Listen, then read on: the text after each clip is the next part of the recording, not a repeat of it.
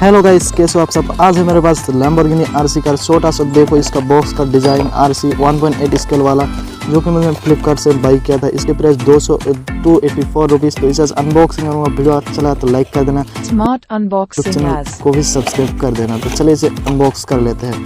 देखो डंडों के यहाँ पर रख देता हूँ। और ये है हमारा छोटा सा प्यारा सा लैम्बोर्गिनी आरसी कार। देखो ये वाला है, स्पोर्ट मॉडल दिया गया है।